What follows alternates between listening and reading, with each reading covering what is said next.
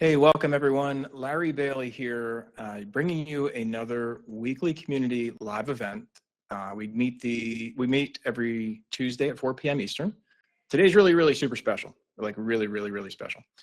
So I'm actually in the New York Stock Exchange building up on the 6th floor. Trading is officially over, so can't get me in there for any type of insider trading stuff because trading's already over. In any event, we're here because the partner advisory board meeting just concluded. We had a full meeting yesterday. We actually had dinner on the New York Stock Exchange floor. I posted a video on that on LinkedIn if you want to check that out. Today was a full day. We actually got to meet with all of the departments, all the department heads. Met with Tim, who's president of ICE Mortgage Technology. Met with Kathy, who leads up the partner services org. And really the huge takeaway was there is an enormous amount of effort and caring and thoughtfulness towards the Encompass platform to truly benefit lenders, brokers like yourself, as well as partners like myself and so many others that dedicate their careers to helping folks like yourself. So today's topic is all about keeping more money with your workflow live from New York Stock Exchange building. Again, I'm not on the floor because I'm way above, but it's still really cool because what better place to talk about money than in a place that passes, I don't know, is it trillions of dollars or something? Through its esteemed walls. Lots of history here, by the way. If you're ever interested in learning about the New York Stock Exchange, there is an unlimited amount of history. Things I never heard of before, really interesting stuff. So if you're into history or if you're just into finding out actually how all this stuff happened here in what is now Manhattan and how the New York Stock Exchange came to be, check it out. It's worth investing the time. Speaking of time, your time is valuable. So again, today's topic is all about keeping more money with your workflow. I've got 5 specific things that I want to talk about. The chat lines are always open, so you can always post chats if you have any questions or you have any comments or suggestions. Also, if you if you have a particular problem, you want to come up on stage and ask, go ahead. I am expecting somebody to ask about enhanced conditions. If they want to go ahead and put that in the chat, I'll take that as a sign that they're here. And if not, I'll come back around in a couple minutes. So, so who likes to save money? Hopefully everybody's raising their hand. And the idea is when I meet with clients and I go through projects and we talk about money and keeping money or finding money in their workflow, there's a few areas that I talk about just consistently and relentlessly, quite honestly.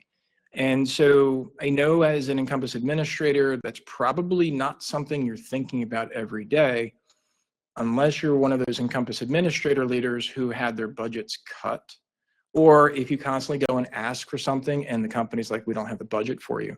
So that's something that is near and dear to my heart, is helping companies find the money, especially if you're your place finding it. Now, back when I worked with Success Mortgage Partners, they actually had a monthly, I'll call it a scavenger hunt, but basically a monthly money hunt. And it was incredible. If anybody knows anybody from Success Mortgage Partners, or if anybody's on here from there, you can speak up. But basically, there was a prize. I think it was a pig, piggy bank. Think pig. So they would actually win this pig. It was a pride thing because they would either find money that they could save, or they would unwind services that they no longer need, or they would renegotiate contracts to get lower prices. And this whole thing was all about for the better of the company. Because again, if the company fails, we all lose, right? And so as an administrator, one of the first places that I really talk about, and I put a tease, I don't know if anybody has subscribed to our YouTube channel yet. If you haven't, please go ahead and subscribe. You can find it under Mastering Encompass. And the reason why I say that is because I push out, we're doing like 3 or 4 long videos a week on there, and we're pushing out, I don't know, like 8 to 10 to 12 shorts a week. And it's really just snippets of information. And it's meant to, I put it out there because the community gets a lot of stuff, and I don't want to overwhelm the community with the stuff that we're pushing. But there's so much information. And by the way, with the Partner Advisory Board, we just got through planning into 2025. And there's a lot of great stuff I'm going to talk to you about. So I definitely want you to get this information both here in the community as well as what we can publicly share, because all of this is going to affect you and it's going to affect your bottom line. So one of the first things I talk about is waiting, right? And so if your Encompass time it takes you to open up a loan file is greater than 3 seconds, you're probably an average customer. That's probably an average situation, but it doesn't have to be. And it's not that way out of the box, by the way. And that was that short post, that was that short video I did where I basically said, if your Encompass if your loan file is taking longer than 3 seconds, it's probably something you're doing. Well, the reality is what you're doing is probably customizing your Encompass towards your workflow, but that doesn't mean that your workflow has to live that way. And so we actually spent a lot of time here at the meeting, and we had top partners here. Unfortunately, Kenzie May wasn't there. It would have been great to have them here, but they weren't able to make it. And so, because obviously Kenzie May does a lot of great stuff, and I worked there obviously, so I know the company, we knew the company really well. But we had Lender Toolkit there, and we had Ignite there, and we had some other development companies there. These are just the ones. Mace Innovations, Chris Mace was there, and what we all talked about is, how are we going to leverage the tools effectively to save time? So when you hear me out there talking about innovations and tools that are now available, not only in desktop, remember, we're getting 24.2 rolling out this Saturday, right? And hopefully you've watched at least read through the release notes or at least been testing in your testing environment with functionality updates from the release notes, or you've watched my release notes read through, or you've read somebody else's. I don't care, as long as you're doing something, because there are updates that are happening on desktop. There are updates that are happening on web, and the functionality that you're able to use, the tools that you're able to use to get better outcomes is really what the message is. It doesn't matter where you're doing it. If you want to work exclusively in desktop and you want to leverage those tools for those best outcomes, great. If you want to explore what Encompass Web can do for you, even if it's for a partial UI, so maybe it's just your sales team, or maybe it's just your appraisal team, or maybe it's just your processing team, who knows? But it gives you the ability to make these decisions, and that's money. So when it comes time, the first thing is wasted time waiting for Encompass to actually move. And the second thing is the time, right? We all get paid, hopefully. We all get paid, and that time equals money. So the 30 minutes you're spending here today, almost 30 people that are on this is a very expensive meeting for everybody, and I want to make the most of it. So having said that, one of the things that you want to look at is how can you look at your workflow to automate those movements and work by exception. So in other words, instead of everybody having to do the same thing over and over again, how can you work through the available tools that you have now, as well as what you're getting in 24.2, and especially what's coming out in 24.3 December this year, how can you leverage those tools to create a more efficient workflow so that you can save your company money and you can keep more of what you're making? So that's the first thing. Hopefully everybody gets that. I don't know if anybody's got any special projects. So here, pop quiz time. What's one project, right? It's August. So you got 3 months to kind of put something together and get it out there. What is one thing that you're doing to update or modify or enhance your workflow to save your company money? Go ahead and put it in the chat. I'm really honestly interested to see what comes up. So Brian's focus is OB opportunities in web, because Brian, I'm assuming you're going to give your sales team more tools so they can hopefully get more sales. So you're kind of packing in the front, which is fantastic. Looking forward to hearing those results. If anybody else has any ideas, go ahead and throw them in chat and show everybody else what you're doing. All right, this is a community. So not just me talking. I know I'm the only one that ends up talking on these things, but it really is about your voice. I'm just trying to guide the conversation. Brian said we got first positive result. Brian, I'd love for you to do like a use case, and show everybody else what you're finding, because I'm telling you, it's one thing for me to blah, blah, blah about it, but you guys are actually doing the work with real borrowers, and your feedback is really what matters. All right, number two, appropriate level of third-party tech. All right, so what does this mean? This means that if you go into your input form, and by the way, input form builder is one way to see it, but another way to see it is if you go to your Encompass homepage, in the lower right-hand section of that, if you go all the way to the bottom, you'll see a little section, a little widget on there. And one of those widgets is plugins. You can go ahead and click that. And you can see, you can take inventory of your plugins. I did a little video on this. Brian,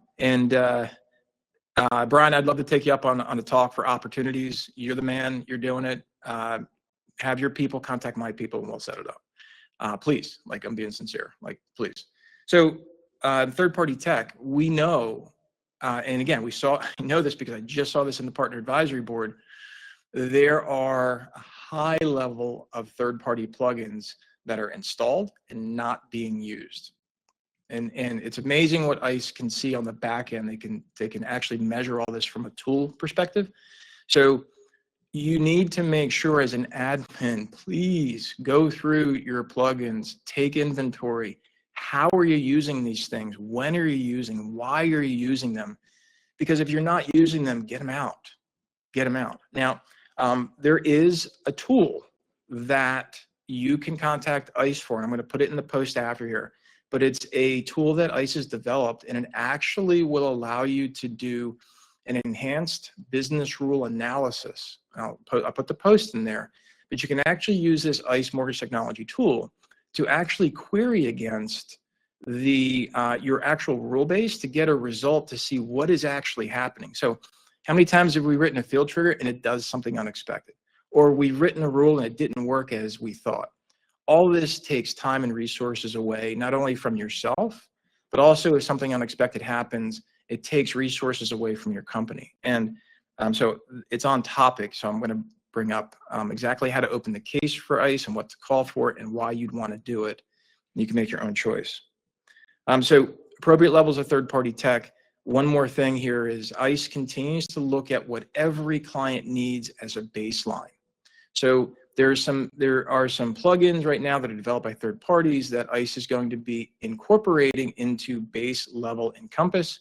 Some of the simple ones, I won't get into detail here. You'll hear the announcements, but it just means that you need less third-party tech. That's the idea. I know some of these things are free, but there is nothing free in technology. Technology it's called tech debt. But that means that there is an impact, whether it's to your workflow that's slower or to your speed. Cody says when it's free, you're the product. Jody, well said, right? Nothing is free, and third-party plugins, even when they're free. I mean, again, every major provider has free stuff, but it's not. It's really not from a technical debt perspective. All right, number 3. Let's talk about real cash. Show of hands. Who actually tracks actively in every month how many times you actually collected the correct amount of fees from your borrowers on all of your loans from an accounting perspective? Now, this is a tricky one. And what I'm saying is, did you verify throughout your workflow or after closing at some point, just from an accounting perspective, that your company actually got paid all of its fees, application fees, processing fees, whatever? And how do you line that up with your lender credits? Now, lender credits come in 3 main ways, right? You can do a lender credit for pricing. You can do a lender credit for cure because you're required to. And you can do lender credit as a sales incentive or a deal incentive. And how is that tracked? So these 2 main things I call money vaporizing. So that, the number 3 thing is money vaporizing in workflow. And I can tell you it is few and far between, and perhaps you're one of those companies where you don't actually track from an accounting perspective. If we had 100 loans closing this month and I'm supposed to get $1,000 processing fee, I should see $100,000 in my processing fee GL in my accounting team after this month's reconciled. Now, as an administrator, you might think, again, Larry, it's not my job, dude. Like, I'm just trying to administer Encompass. Like, why are you throwing accounting stuff at me? I'm throwing accounting stuff at you because I want you to level up. I want you to understand that your ability to impact your company's bottom line is extensive and it's meaningful. And so there's a couple of times I post online about people possibly, they're out of work or they're looking for opportunities. And my whole thing is you need to create value for yourself within your company. And that's an important thing, not only from a purpose perspective for yourself, But also, I'm telling you, if you're not doing the work, who is? And I find so many opportunities when I just ask, hey, who's watching the shop? And you might find out that person maybe isn't there anymore. Maybe they never had a person. Maybe they didn't realize that was something they should do because they started as a small company and all of a sudden, boom, they got big and nobody ever thought that they should check for it. I'm telling you, money vaporizing and workflow, I see it in project after project and client after client, something you want to keep your eye on, please. All right, how we doing? Anybody have any questions, concerns? Am I on target? Am I totally losing you? Is this totally boring? I hope not, because again, when a company works their butt off trying to get sales in, it's the money you keep that matters. Just saying. So Candace asks, I help my accounting managers in both of my last places. I'm a level removed here. And yeah, and I think there's an opportunity. In Candace's case, what I would say is make sure somebody's doing the job. That's all I care about. Is somebody watching that we're getting this paid? And how do you tell, right? Well, as an admin, you can certainly look in the reporting database. You can certainly check your workflow. That's Lynn. All right, Lynn, you better make sure that money's making it to the cash drawer, please, for your guys' sake. All right, number 4, office expenses. Classic story I had. When we roll the clock back to 2013, I'm working for Ellie Mae. American Financial Resources hires me to come on as a full-time employee, and I'm looking at what's going on, and I discover literally as I'm walking into the office building in Parsippany one day, I see stacks of overnight FedEx packages, and I literally go into the management and I'm like, what is that all about?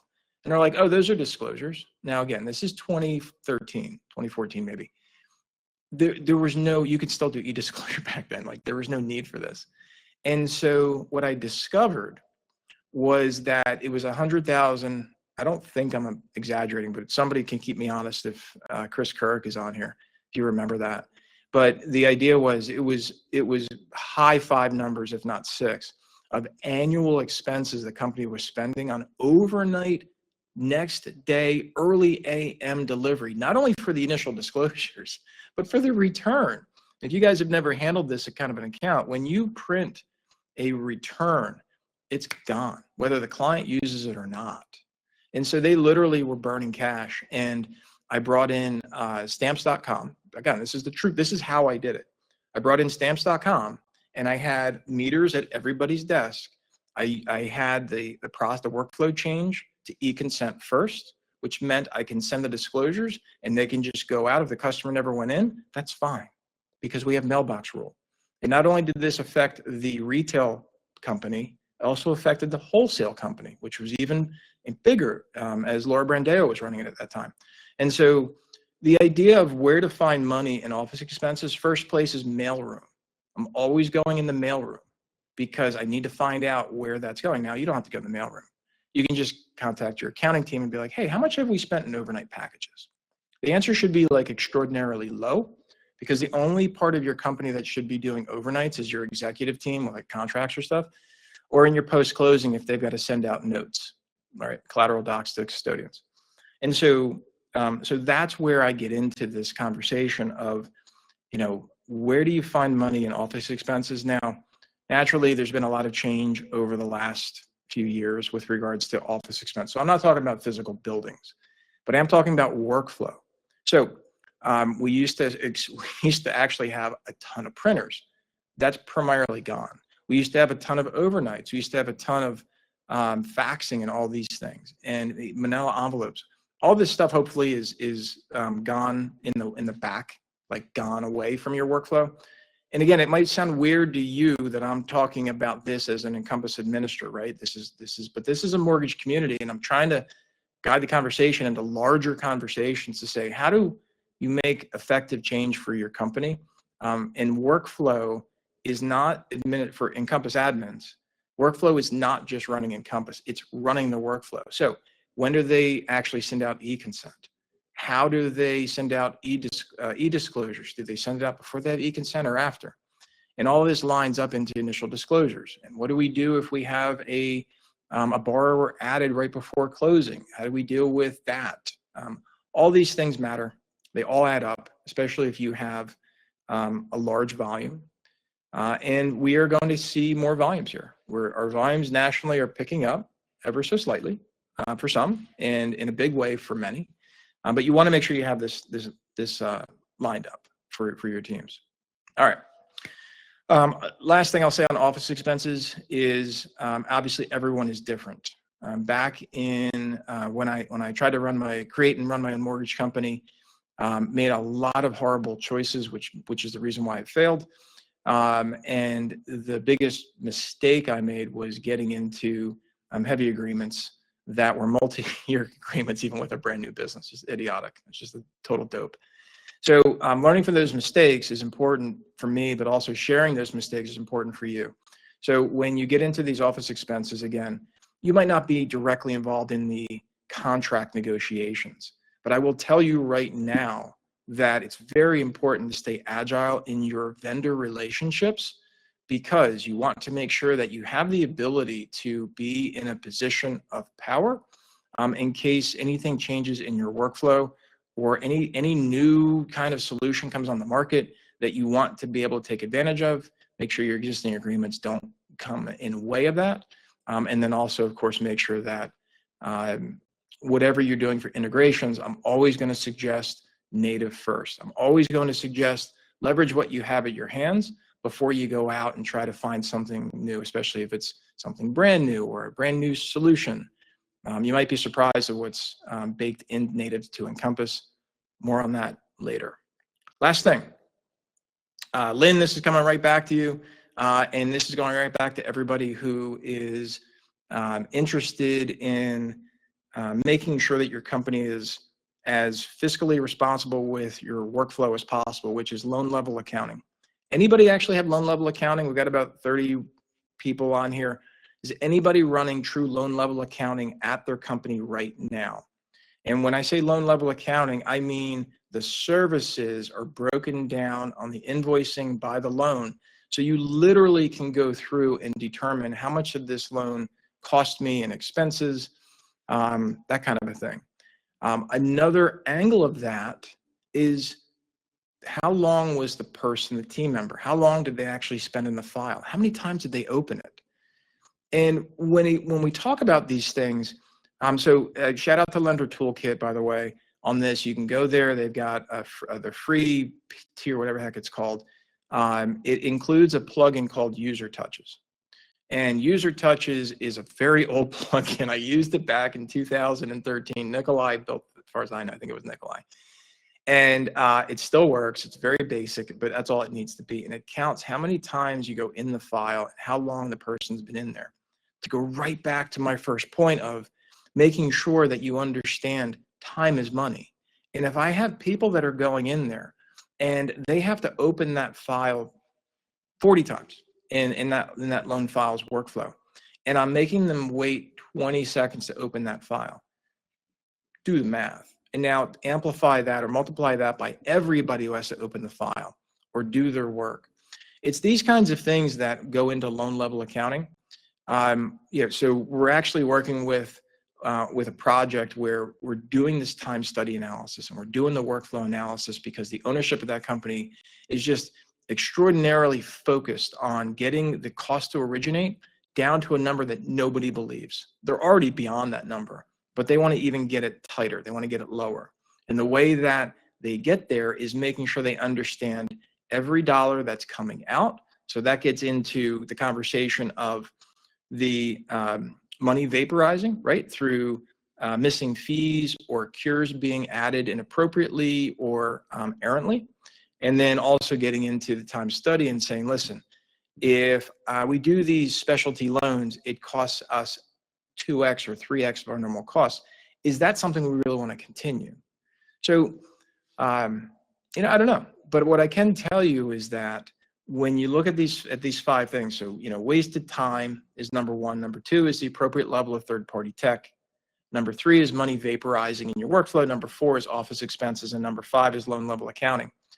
If you package all that together, you can actually sit back and have a discussion in a meeting room with your team and or with your executives to say, hey, I want you to make these changes. and here's what you're going to save, or this is what you're going to keep if you make these changes, that's a powerful message. And that's a message that I don't know any business leader wouldn't listen to. But without that, it's just your opinion. It's kind of like looking at a change and being suggested that you should make a change in your workflow, but you don't even know what the return on investment is going to be, or bringing in a new piece of software. You don't even know what the return on investment is going to be. So how do you certainly measure if it was a success? And that's kind of where I'll leave it here today with talking about money. Does anyone have any questions? Has anyone tried anything? Did anybody want to ask about enhanced conditions? So I needed to see if our guest showed up who wanted to ask the conditions, who said they were going to be on the phone call, and I don't see her, the group. I'm not going to call her out because I don't want it to be awkward. But so looks like that's a no. I do want to say, I'll leave you with one last thought, and this was an overarching theme of our partner advisory board meeting today. So this is really, really helpful. There's been a lot of discussion over the years. Listen, for those that have been around, we had LO Connect, right? And it was announced, I don't know, 7-8 years ago. And then it was Encompass on the web.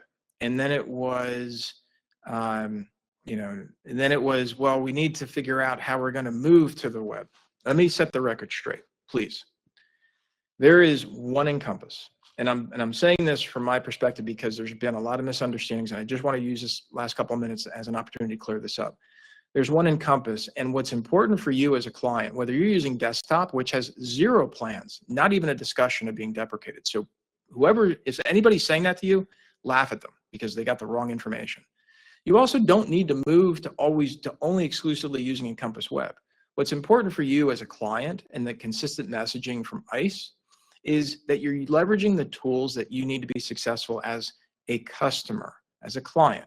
It's like me walking into your office and me saying, well, you need to use this thing just because.